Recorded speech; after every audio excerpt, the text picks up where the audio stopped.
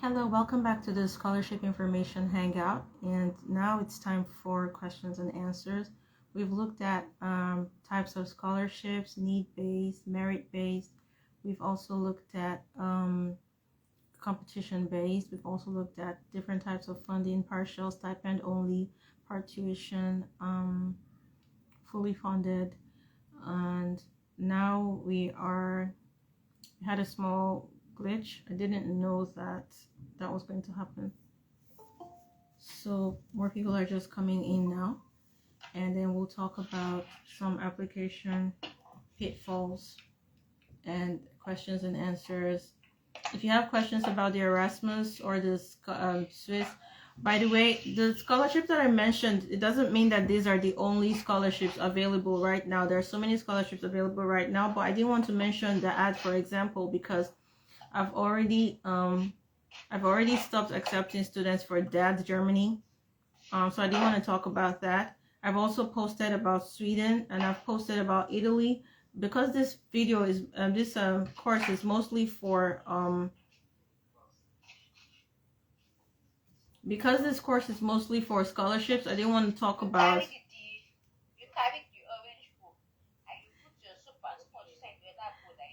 so so I didn't want to talk about low tuition. I wanted to just focus on scholarships and let you guys get excited about scholarship. So as much as I want you to work with me, I know that because of the exchange rate, it looks like I'm expensive now, but I didn't become more expensive. I'll be very honest with you. I didn't become more expensive, like hugely more expensive. It's just the exchange rate. Like you see the way fuel price or dollar exchange rate in 2023 was what, how much, and all of a sudden it just skyrocketed. End of 2023, everything just changed. So that's really what is making people think that study abroad coaches or financial study abroad coaches like me are more expensive, but it's really just the exchange rate.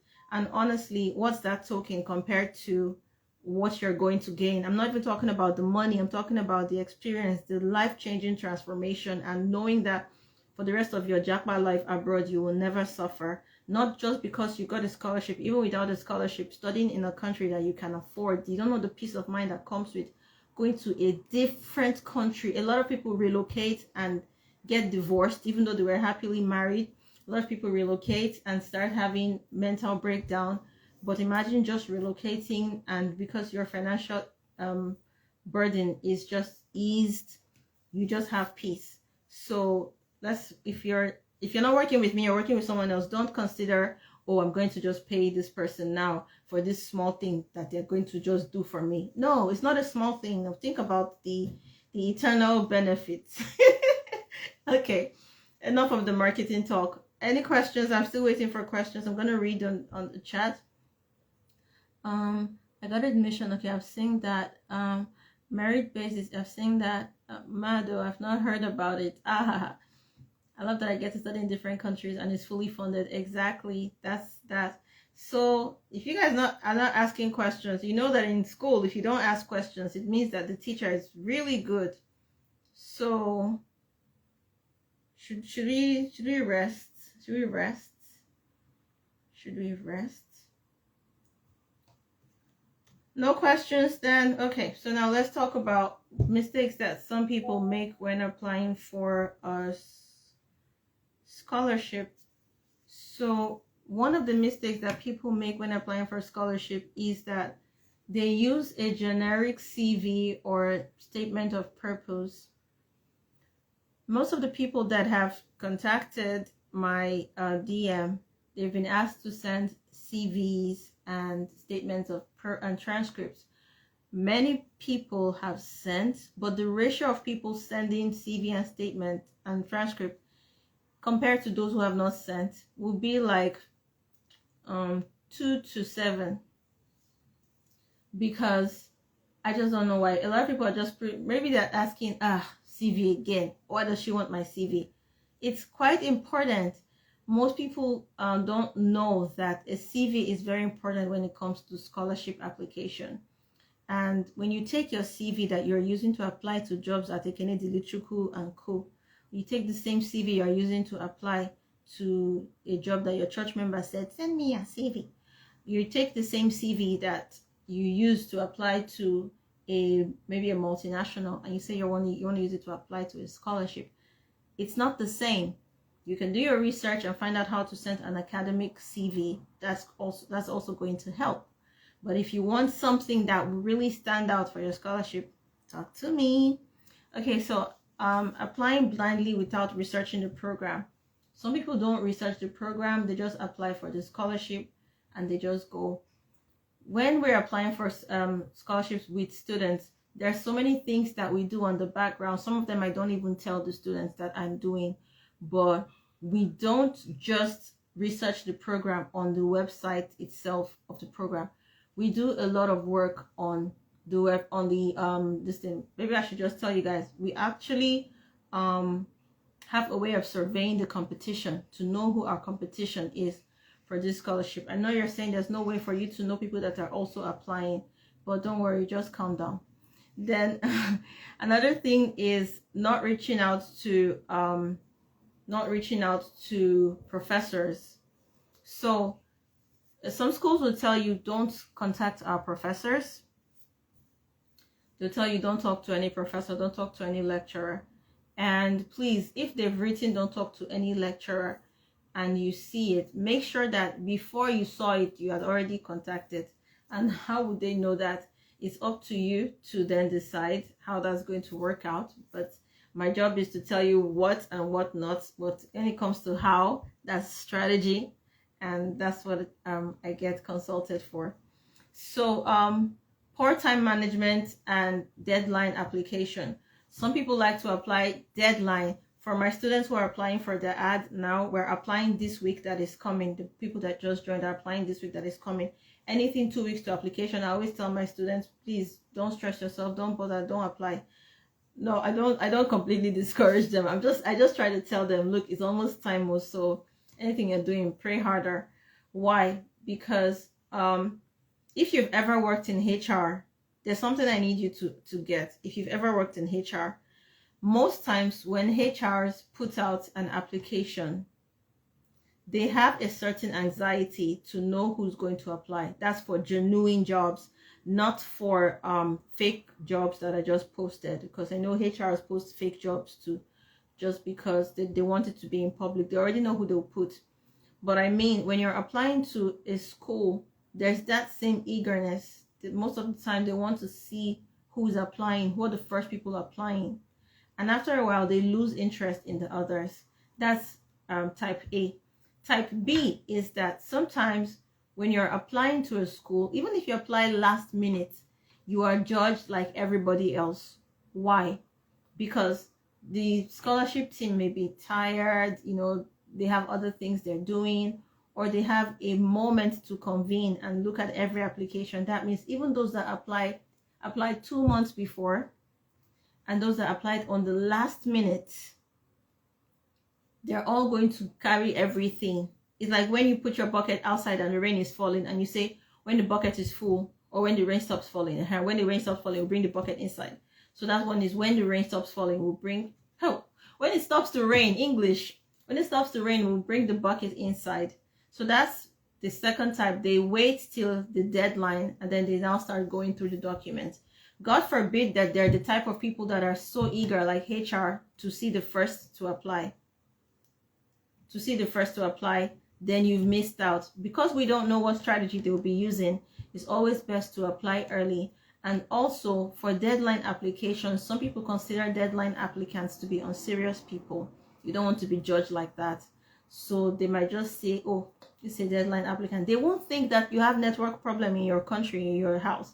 They won't think that maybe you're just hearing about the scholarship today and you left everything to apply to it today. Some people will just judge you that you're an unserious person. This is how you'll be turning in assignments late.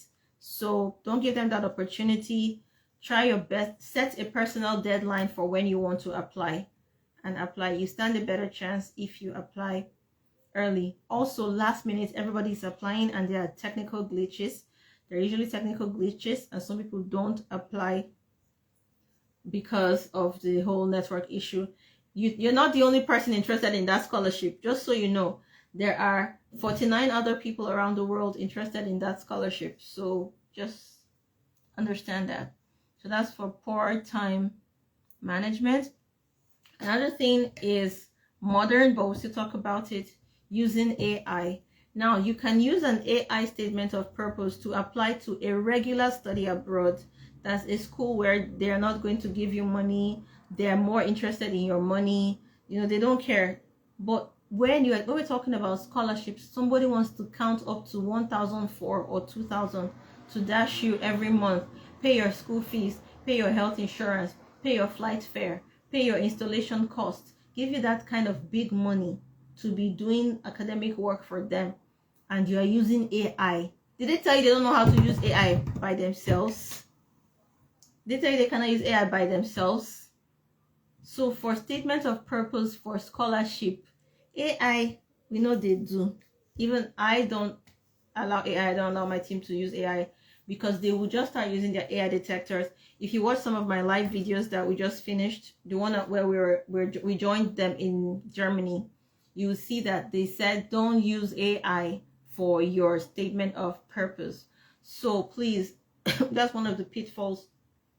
It may seem easy, it may seem like AI makes my life easy, but don't use AI, because they will detect it and it can affect you, because money is involved. Anything that money is involved, where they're the ones giving you money, you have to be more careful. That's the end. Since I didn't get any questions, ways that we can help you: scholarship coaching, done for you. That means you just drop money and you go do other important things, and we handle everything. Interview preparation, I can coach you on how to prepare for interviews. We have interview simulation session. You pretend that I'm the examiner. I ask you questions. I tell you how to answer the questions for the interviews.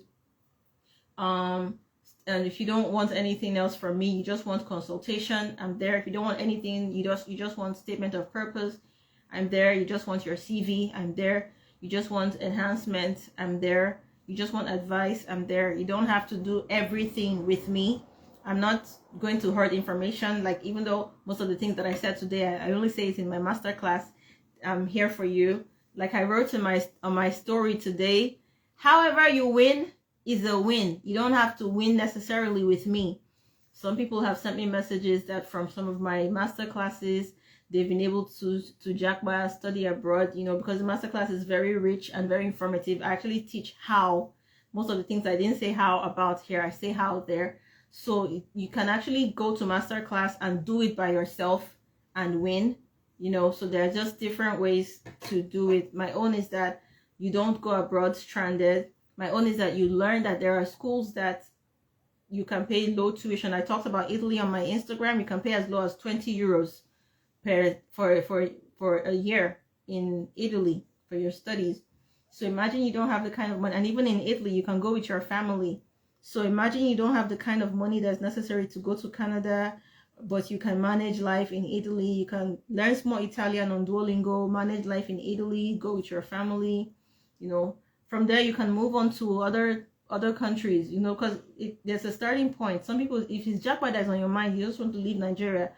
Europe is not a terrible place to start. Actually a great place to start. If you want to move on eventually to Canada, you can go, but something will still bring you back, especially if you go to Canada and you realize that there's now a scarcity of opportunities. One more thing I need to let you guys know is that when you're researching a country, find out what is missing in their job market. So this is not part of the scholarship coaching, but find out what is missing in their job market, because you don't want to graduate and be jobless. What is missing in their job market? What are they looking for in their job market? What kind of people do they need in their job market? And then train yourself extensively for it. Somebody's going to tell you, oh, you can do tech work without learning how to code and all these things. Oh, you can do this without learning that. Anything they tell you is the hard work. Please put your time and dedication into learning it, because some of you are not business savvy, and after school graduation you're going to need a job. So try and make sure that you're going to a country where after your scholarship or after your study abroad, there are opportunities there that you fit right into. they have citizens that can do it, but you do it better, or they don't have citizens that can do it, but you do it better. Take care and God bless. And any questions now that I've finished?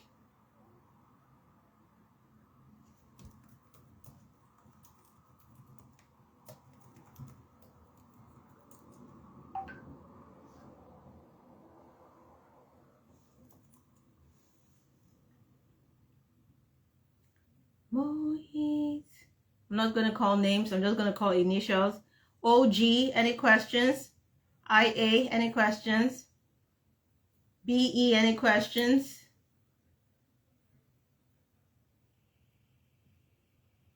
Okay, everyone is gentle and quiet. So may the grace of God be with you and in every... Okay, let's go. Yeah, thank you so much for the extensive explanation. I was quite excited about all the opportunities. So the question now is, I don't know if you mentioned it or maybe I missed it when you were talking about what is the cost to work ratio. Okay, I did actually mention costs. Oh, continue. Where's my microphone? Yeah, that's the major question. Okay, like what it will cost. Oh, have you sent a DM? Because usually my staff have like a template that they just send out when someone asks. Okay, so for working with us currently, we have the coaching and the done for you. Coaching is what we would call step-by-step guidance, and then doing it for you is the one that we call processing. So for study abroad, it's for regular study abroad where maybe you're paying a low, using your own budgets, you're self-funded, we charge like 600K, while for scholarship application we charge like 800K. We're not going to take a percentage of your scholarship or anything. We're not going to touch your money or anything, so we're just asking for just a token to put in the work. Now for scholarship application, this is for when we're guiding you step by step. So for scholarship application, if you want us to do everything while you just go about and focus on the more interesting parts of your day or your life or your project, that's ₦1,000,000 Naira. So the ₦1,000,000 Naira is going to cover that. For just leave it for us and we do everything. While for study abroad, regular study abroad, if you want to leave everything for us, it then just switches to 800. So it's really just ranges from 600 regular, 800 scholarship for guidance, and then do it for me is 800 regular, 1 million scholarship. Then for statement of purpose, it just starts going from 80K, depending on the school you're applying to, the things you need. So 80K is a token, to just do a statement of purpose. This price has been like this since 2021. It hasn't changed. So statement of purpose has always been 80K with us. We try to keep it that way so that even if student doesn't have enough money, but they want something strong, especially for the people who are switching, like I want to switch from music to dentistry, for example. So the statement of purpose is the kind of bridge that can move you from here to there, because it explains your purpose and all that, and we don't use AI for them as well. Yeah, I'm hoping I've answered your questions. We have consultation. The link is on the bio for consultation. Most people that I recommend to do consultation with me are PhD applicants, for example, especially if you are in Nigeria but you want a PhD that pays. Because I've experienced it, I understand the strategy, and I've worked with a lot of people that eventually coached me, like the person who coached me, she's in Canada. So I understood that. Okay. Actually, I don't want to go into details, but yeah, even though I know that it's costlier I would make more money if I work with them for the PhD. I always advise them to do the consultation, because from the consultation, if you now decide, you want to continue working with me, I will deduct the money for the consultation from the money that you're going to pay eventually. but it's always good to know, because sometimes people don't understand the whole PhD application from Nigeria. Who are you? That they will just see you and be dashing you 5k per month. So it's always like very important to do the consultation. So this, I've mentioned consultation done for you, and coaching, and also documents from ATK. Thank you. So you see, we're cheap, because actually I texted someone. I didn't like to do this or want to do this, but I texted someone and I was like, so Schengen visa application, you do it for me, how much? And then the guy was like, bring 1 million. I'm like, I've been charging people 350. I didn't say it out loud.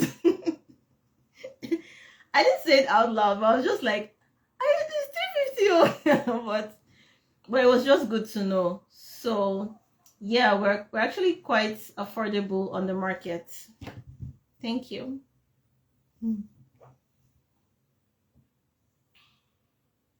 Everywhere is quiet. This is the most quiet team I've ever worked with. Maybe because I'm used to having reading club, conversation club. We have reading, karaoke, French club. So it's usually whenever I sit down by my computer, it's actually a lot of energy. But I see you guys are very quiet. Maybe because it's Sunday, or you're fasting with NSPPD, and today is day 6. You haven't eaten yet. So one of the above.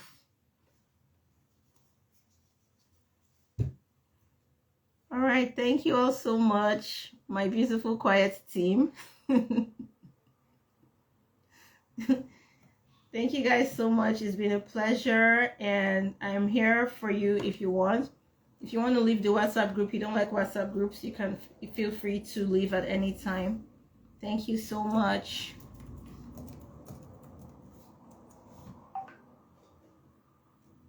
Thank you. This is the best part when I start watching people first to leave. Oh, thank you. Thank you. Let me just call only your first names. Thank you, Grace. Thank you, Ifedima. Thank you, Bamiro. Thank you, guys. Oh, more people didn't come back for the second. They've already gotten what they wanted. Yeah. Thank you. Bye.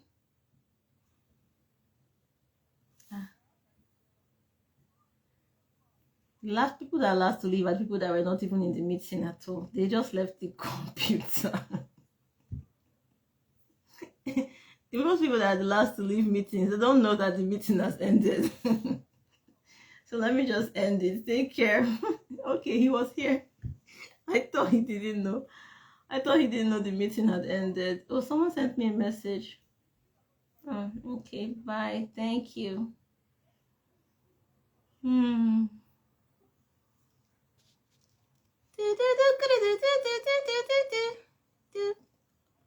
I can't believe I did that. I thought the video had ended.